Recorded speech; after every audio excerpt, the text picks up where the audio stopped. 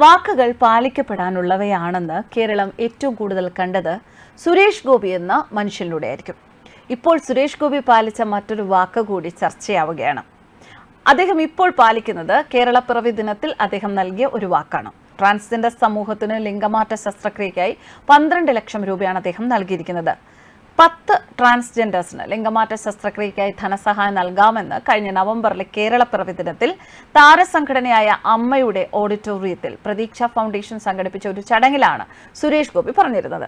തൃശൂർ ലോക്സഭാ മണ്ഡലത്തിലെ BJP സ്ഥാനാർത്ഥിയാണ് അദ്ദേഹം. ഇപ്പോൾ നെട്ടിശ്ശേരിയിലെ വീട്ടിൽ വെച്ച് നടന്ന ചടങ്ങിലാണ് ധനസഹായം കൈമാറിയത്.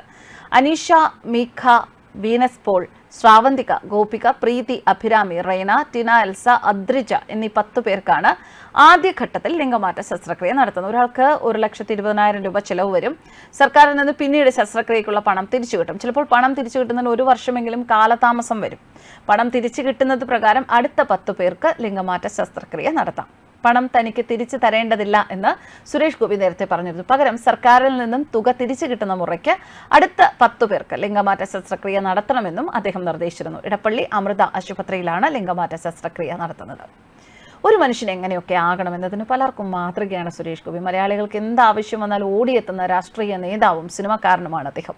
അദ്ദേഹത്തിന്റെ നന്മയെ ആത്മാർത്ഥതയോടെ പ്രശംസിച്ച് ഒരുപാട് ആളുകൾ എത്താറുണ്ട്. ഗുരുവായൂർ നടയിൽ വെച്ച് കണ്ട അമ്മയും കുഞ്ഞിനെയും അവഹേളിച്ചു എന്ന രീതിയിലുള്ള അഭിപ്രായങ്ങൾ വിവാദമാകുമ്പോൾ കുറച്ചുകാലം മുൻപ് സഞ്ജയ് പടിയൂർ എന്ന ചലച്ചിത്ര പ്രവർത്തകൻ സുരേഷ് ഗോപിയെക്കുറിച്ച് പങ്കുവച്ച ഒരു കുറിപ്പ് ശ്രദ്ധേയമാവുകയാണ്. കുവൈറ്റിൽ നിന്നും എയർഫോഴ്സ് വിമാനത്തിൽ ദില്ലിയിൽ കൊണ്ടുവന്ന് എയിംസിൽ സർജറി നടത്തി രക്ഷപ്പെടുത്തിയ ഒരു കുട്ടിയും ആ കുട്ടിയുടെ കുടുംബവുമായിരുന്നു സുരേഷ് ഗോപിയെ കാണാനെത്തിയത്. ആ സംഭവമാണ് ഈ ചലച്ചിത്ര പ്രവർത്തകൻ വിവരിച്ചിരിക്കുന്നത്. സുരേഷ് ഏട്ടനെ കാണണമെന്ന് പറഞ്ഞ് ഒരുപാട് പേർ വിളിക്കാറുണ്ട്. സഹായം അഭ്യർത്ഥിച്ചും അല്ലാതെയും ഇന്നും ആ വിളികൾ തുടരുന്നു. എല്ലാവർക്കും ചേട്ടനോട് ചോദിച്ച് മറുപടിയും കൊടുക്കുന്നുണ്ട്. കൊല്ലങ്കോട് ലൊക്കേഷനിൽ വെച്ച് ഒരു കൊച്ചുകുഞ്ഞും അച്ഛനും അമ്മയും കൂടി ചേട്ടനെ കാണാൻ വന്നു. കോവിഡ് മഹാമാരി മൂർധന്യ അവസ്ഥയിലുള്ള സമയമാണ്.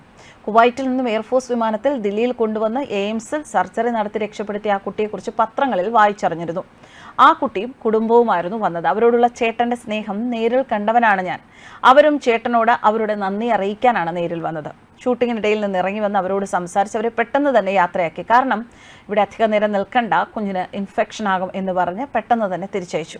ആ കുഞ്ഞിന് കുറച്ച് സമ്മാനങ്ങൾ നൽകാനും ചേട്ടൻ മറന്നില്ല. ഒരു നല്ല മനസ്സിന്റെ ഉടമയ്ക്ക് മാത്രമേ നല്ല മനുഷ്യനാകാൻ സാധിക്കൂ.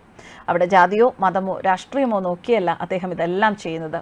ഇത് എൻ്റെ നേർക്കാഴ്ചയാണ്. ഇനിയും നന്മകൾ ചെയ്യാൻ സർവേശ്വരൻ ചേട്ടനെ അനുഗ്രഹിക്കട്ടെ. നന്മകൾ ചെയ്യാൻ സമയമോ കാലമോ കാത്തു നിൽക്കില്ല, അത് വേണ്ട സമയത്ത് ചെയ്യണം. സുരേഷ് ഗോപി അതിനുവേണ്ടി കാത്തു നിൽക്കാത്തൊരു മനുഷ്യനാണ്. അടുത്ത ദിവസങ്ങളിൽ അദ്ദേഹം ചെയ്ത പല നന്മകളും വാർത്തയായിരുന്നു. അഭ്രപാളിയിലും ജീവിതത്തിലും വ്യത്യസ്തനാണ് സുരേഷ് ഗോപി എന്ന നടൻ. നന്മയുള്ളൊരു മനുഷ്യൻ, അങ്ങനെ സുരേഷ് ഗോപിയെ വിശേഷിപ്പിക്കാൻ സാധിക്കുകയുള്ളൂ. ന്യൂസ് ഡെസ്ക് കർമ്മ ന്യൂസ്.